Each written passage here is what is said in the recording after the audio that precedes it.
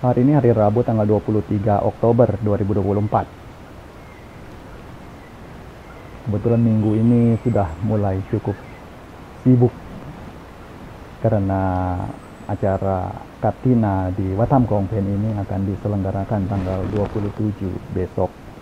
Nah, makanya beberapa persiapan sudah mulai intens.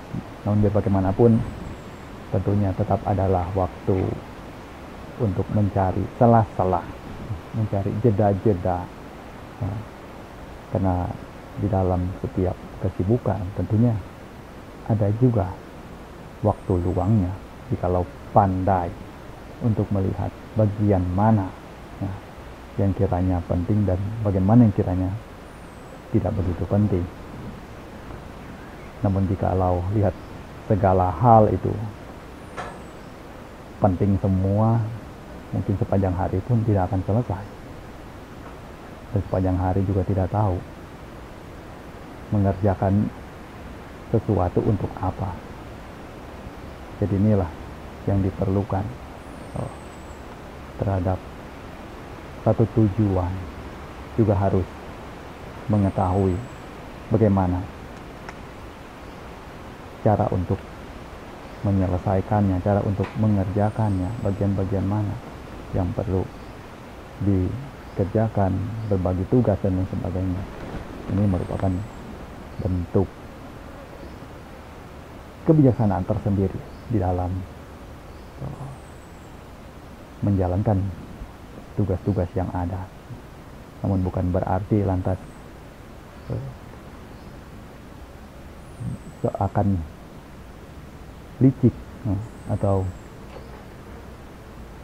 tidak fair. Ini dirasa sangatlah tidak layak, terlebih untuk yang tinggal bersama.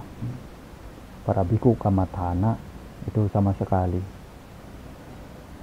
tidak diajarkan untuk memiliki sifat atau karakter yang egois, yang hanya ingin mementingkan diri sendiri, ingin enak sendiri. Itu rasanya tidak ada. Kebanyakan para kerupa aja mengajarkan untuk masing-masing rela untuk berkorban, masing-masing juga berjuang, berusaha untuk mengangkat semampu kemampuan yang dimiliki. Jadi untuk hari ini mungkin akan membahas sedikit mengenai hal-hal yang kiranya cukup perlu untuk diketahui, namun memang tidaklah tertulis. Tetapi ketika seseorang tidak mengetahuinya, rasanya akan sangat kurang diterima atau kurang diakui sebagai seorang yang memiliki kebijaksanaan. Lebih kepada etika, tata krama, dan sopan santun sebenarnya.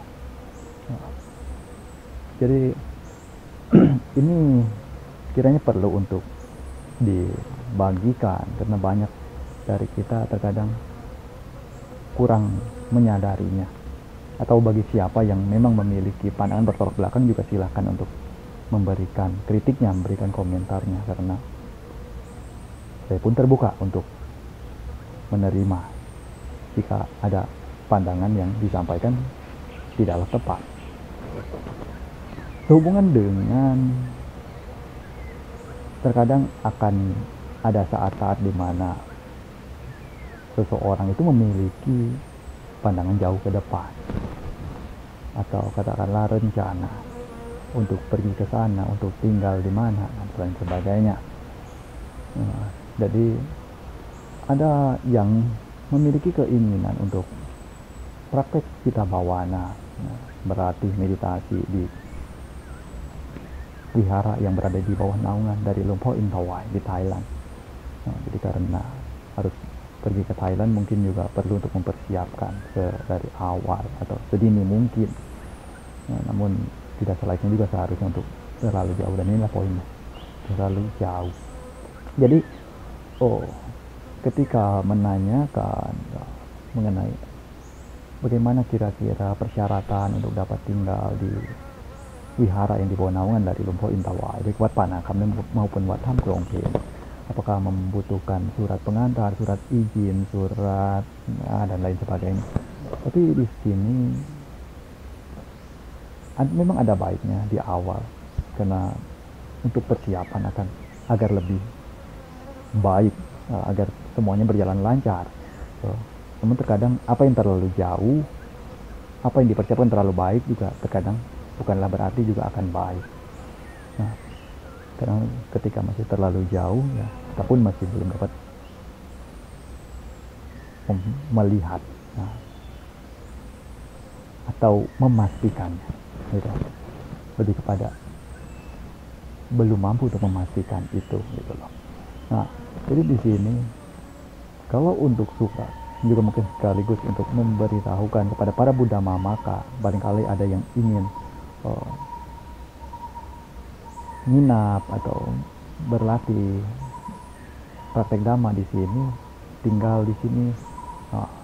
Ya, selama saya tinggal di sini, tinggal di bawah bimbingan dari Lumpur Intawai, rasanya tidaklah memerlukan surat-surat perizinan tertentu yang bertele-tele. Karena untuk berbuat baik yang terpenting itu hati, bukan dari surat. Kalau harus dengan surat, mungkin kuranglah tepat, khususnya bagi biku hutan yang umumnya mereka tidaklah terlalu mempolitisasi sesuatu. Cara hidup yang boleh dibilang serba natural, serba alami, sewajarnya kayak sebagaimana layaknya. Jadi tidak perlu terlalu dibuat-buat. Untuk mencapai tingkat kesucian, untuk mengembangkan praktek dhamma, untuk dapat memiliki batin yang berkembang dalam kebaikan, tidaklah harus ada bentuk garansi atau surat-suratan tersebut. Jadi ini poin pertama, sekedar untuk memberitahukan, walaupun ya beberapa wihara mungkin punya kode etiknya, punya peraturan demikian, ya itu peraturan dari wihara lain. Namun yang saya tahu di sini, kalau untuk wihara yang berada di bawah naungan Lumpur, jika ingin datang ke sini silakan, tidak perlu bawa surat-surat apapun, bawa diri saja, bawa hati, bawa kesadaran. Kesadaran juga tidak boleh ditinggalkan, karena kalau ke sini tidak bawa kesadaran sebagai orang yang dengan gangguan jiwa, ya mungkin juga tidak bisa diterima. Nah, ini penting, bawa diri, bawa hati, bawa kesadaran. Pertama ya niatnya yang baik. Namun di sini lebih kepada ketika membuat atau merencanakan sesuatu, jikalau itu masih terlalu panjang, mungkin coba untuk berpikir, jikalau posisinya di Bali, kira-kira sebagai seorang yang punya rumah, yang punya tempat, apakah akan memiliki perasaan sedikit keberatan ataukah tidak? Apakah akan merasa nyaman ataukah tidak? Dan sebagainya. Untuk menyediakan sesuatu yang boleh dibilang menyediakan ataupun memastikan sesuatu yang masih belum terlihat kejelasannya karena waktu yang masih terlalu panjang. Ini juga perlu digarisbawahi. Jadi ini sekedar untuk berbagi saja, karena umumnya para biku hutan, para biku praktek, ataupun ya umat-umat awam yang merupakan praktisi di bawah naungan dari Lumpur Intawai, umumnya mereka diajarkan untuk fokus pada momen saat ini, paling dekat-dekat ini saja, paling dapat dilihat, tidak perlu terlalu mengandai-andai apakah di sini kelak di sana akan baik, apakah nantinya akan seperti apa. Itu apa yang di luar daripada jangkauan. Tidaklah sepatutnya untuk terlalu dicemaskan atau dikhawatirkan. Ini poin yang kiranya mungkin dapat dijadikan pegangan bagi siapapun yang kiranya ingin atau memiliki niat untuk berkunjung kemana, untuk mendatangi siapa. Pastinya di dalam memberitahukan, walaupun tidak tertulis sekali lagi, tapi secara etikanya, secara tata keramanya, mungkin alangkah akan lebih elok jikalau setidaknya 1 bulan sebelumnya, jangan lebih dari itu, mungkin itu akan lebih cocok dibandingkan masih hitungan yang terlalu jauh, karena kehidupan sendiri saja belum dapat dipastikan apakah akan sampai lewat ke tahapan tersebut atau ke masa tersebut, dan semua itu apakah akan terjadi atau tidak juga tidak tahu. Nanti ketika menjelang hari H-nya akan ada apa dan lain sebagainya. Jadi untuk sesuatu yang masih terlalu jauh, rasanya belum semestinya untuk dibuka pembicaraan di muka yang terkesan begitu terlalu awal. Ini sekedar untuk sharing saja, berbagi. Sekali lagi bukan untuk menjudge seseorang atau siapapun, karena sini saya juga tidak menyebutkan siapa orang, dan juga bukan untuk mengarahkan kepada orang per orang, bukan mencela orangnya, tapi lebih ke arah memberitahukan atau mengangkat soal kiranya keputusan atau pandangan atau pemikiran yang seperti demikian kuranglah tepat. Terlebih juga harus menyadari siapa diri sendiri, status diri sendiri. Jadi poin-poin ini juga perlu untuk dipertimbangkan. Saya adalah siapa? Bahkan saya sendiri pun ketika saya ingin berkunjung kemana untuk jangka waktu yang boleh dibilang mungkin tahun depan kah, mungkin 6 bulan ke depan kah, saya pun belum menyampaikan atau membuka pembicaraan dengan tempat yang akan menjadi tempat di mana saya singgah. Sekali lagi, ini merupakan bentuk tata krama, yang merupakan kode etik tak tertulis. Jadi selanjutnya di sini ingin memberikan satu pandangan. Kita lupakan hal ini. Bagaimana caranya untuk berkembang, untuk menjadi seorang yang memiliki winner mindset. Ini rasanya hal yang teramat penting. Di dalam Buddha Sasana pun tentunya melihat akan poin ini. Dari kata mindset saja itu sudah dekat sekali dengan ciri dari ajaran Sang Buddha. Sang Buddha katakan mano pubanggama dhamma mano sepa mano maya. Segala sesuatu dipelopori oleh pikiran, diciptakan oleh pikiran. Dengan pikiran segala sesuatunya juga dapat untuk terwujud, dapat tercapai. Jadi poin pikiran inilah dasar yang memang tidak terlihat tetapi begitu besar pengaruhnya. Di sini bagaimana caranya untuk memiliki winner mindset agar di dalam kehidupan kita tidaklah seakan tidak berdaya atau tidak memiliki perkembangan apapun. Karena banyak juga yang umumnya beranggapan bahwa hidupnya sudahlah tidak memiliki perkembangan apa-apa lagi, berusaha bekerja keras seperti apapun juga tidaklah memiliki kemajuan apapun, tidak melihat adanya perkembangan apapun di dalam kehidupannya. Beberapa juga memiliki pandangan demikian. Meskipun terdapat seseorang yang ketika ditanyakan demikian, beliau berbalik bertanya, apakah, pertanyaannya, apa buku yang terakhir kamu baca dalam kurun waktu sebulan belakangan ini? Umumnya orang yang mengatakan bahwa dirinya tidak memiliki perkembangan tersebut di dalam hidupnya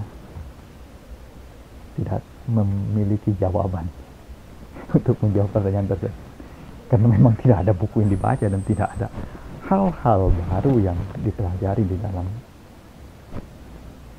kurun waktu tersebut, atau bahkan bukan hanya 1 bulan saat itu, mungkin 1 tahun belakangan ini, atau mungkin 2 tahun ke belakang juga tidak ada apa yang dipelajari. Alhasil bagaimana mau berkembang?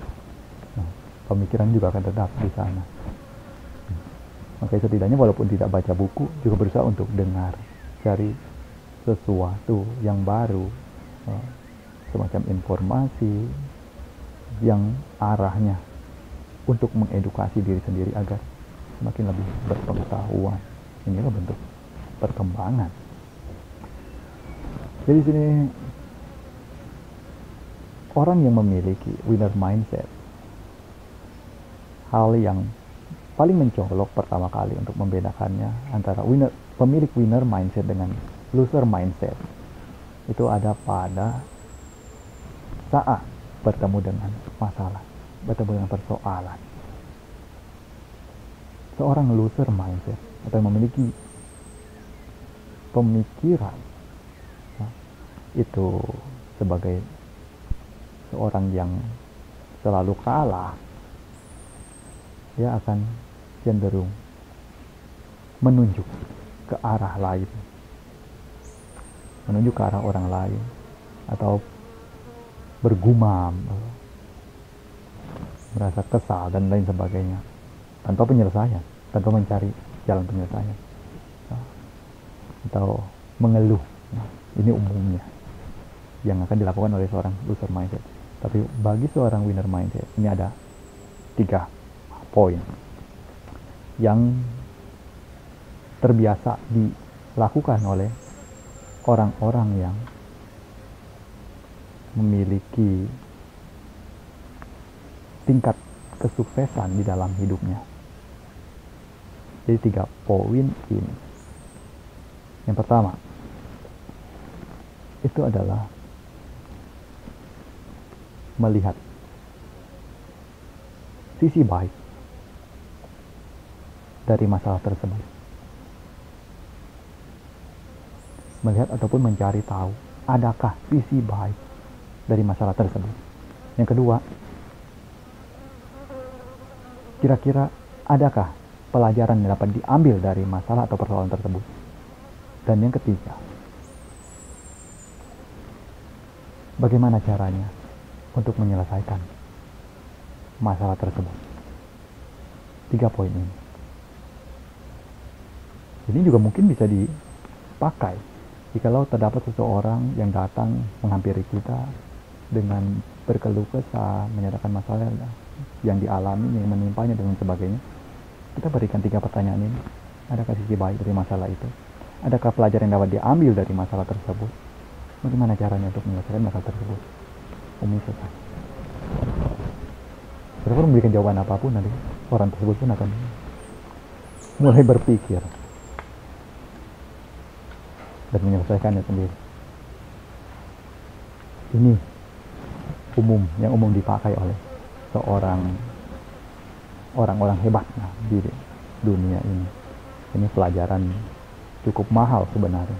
Namun di sini lagi dibagikan secara cuma-cuma bagi para Buddha Mamaka sekalian, agar ketika bertemu dengan masalah jangan langsung mengeluh, jangan langsung menunjuk ke arah orang lain sebagai penyebab atau sumber dari masalah itu, tetapi berusaha untuk cari tahu 3 hal ini atau 3 poin ini. Kemudian sini yang berikutnya juga satu poin pelajaran untuk hari ini lagi yang untuk dibagikan. Berusaha juga untuk memiliki tujuan ke depan. Nah, memiliki tujuan. Hidup haruslah memiliki tujuan. Nah, jadi mungkin sedikit agak bertolak belakang dengan yang disampaikan tadi di awal. Yang di awal yang mengenai membuka pembicaraan di mana waktunya masih terlalu panjang. Namun ini beda, karena ini lebih karena tujuan untuk diri sendiri. Apa yang ingin dicapai oleh diri sendiri. Nah, kita harus jelas.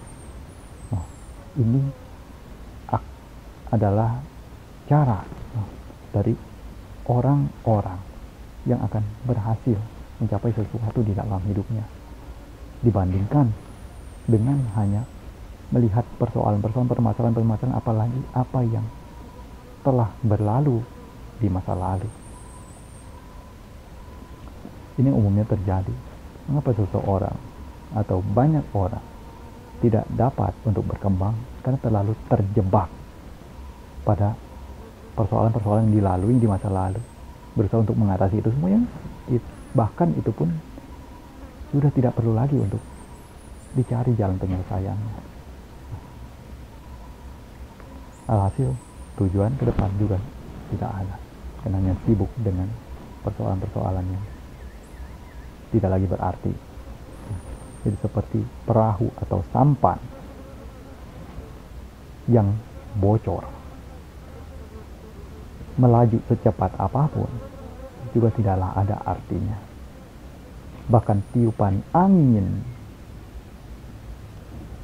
yang mengarahkan pada arah yang tepat sekalipun tidaklah dapat memberikan bantuan apa-apa. Karena untuk perahu atau sampan yang telah bocor, hanya tinggal menunggu kapan waktunya untuk tenggelam. Nah, ini juga sama. Ketika kita hanya fokus pada persoalan-persoalan, itu malah membuat diri kita semakin tenggelam di sana, tanpa tahu cara untuk menyelesaikannya. Oke, sesungguhnya poin penting itu bukanlah hanya tenggelam atau terjebak di dalam persoalan itu, tetapi mencari jalan keluar dari penyelesaiannya. Setiap persoalan itu ada, setiap masalah itu ada. Lalu bagaimana cara mengatasinya? Ini sejalan dengan dhamma ajaran Sang Buddha. Penderitaan itu ada. Setiap orang, setiap makhluk di 31 alam kehidupan ini itu memiliki semuanya. Tidak ada satupun makhluk yang bebas dari penderitaan. Dan bagaimana caranya untuk melihat penderitaan itu, untuk memahami penderitaan itu, sehingga dapat mencari jalan keluar dalam mengatasi penderitaan tersebut. Inilah yang mana harus dilakukan atau diusahakan oleh masing-masing dari individu-individu itu sendiri. Dhamma ajaran Sang Buddha itu dapat disampaikan, dapat diajarkan, namun untuk dapat membuat orang lain memahaminya, itu haruslah bergantung daripada masing-masing orang tersebut di dalam mendalami dhamma itu. Makanya mungkin untuk hari ini kiranya apa yang disampaikan ini dapat dijadikan sebagai satu perenungan. Sekali lagi, apabila ada salah kata dan lain sebagainya, silakan untuk diberikan kritik atau mohon dimaklumi, karena tidak setiap kata-kata itu dapat menyenangkan hati setiap orang. Walaupun memang sudah umumnya diketahui bahwa kata-kata ini sungguh begitu besar nilainya. Makanya harus berhati-hati, karena dengan kata-kata seseorang dapat melukai hati seseorang tanpa perlu sedikit pun menyentuhnya. Dan dengan kata-kata juga seseorang dapat membangun seseorang menjadi lebih baik tanpa perlu melakukan apa-apa. Di sisi ini, alhamdulillah, bagaimanapun saya berusaha untuk dapat menyampaikan secara netral, tidak menjudge atau menghakimi pihak manapun. Juga berusaha untuk memberikan atau menyampaikan sesuatu yang kiranya dapat untuk dipelajari bersama, dapat untuk dicari tahu, dipikirkan lagi akan baik dan buruknya. Nah, jadi sekali lagi, semua ini disampaikan untuk dijadikan sebagai bahan pemikiran, dan seperti apa nanti yang akan diambil, maka itulah yang menjadi milik daripada masing-masing. Jika itu adalah hal yang baik, hal yang bermanfaat, juga tentunya akan menjadi manfaat bagi seorang yang menerimanya. Jika itu tidak baik, maka itu seseorang yang menerimanya pun memiliki hak untuk membuangnya dan meninggalkannya. Nah, semoga kita semakin bijak lagi, semakin maju di dalam Buddha Dhamma.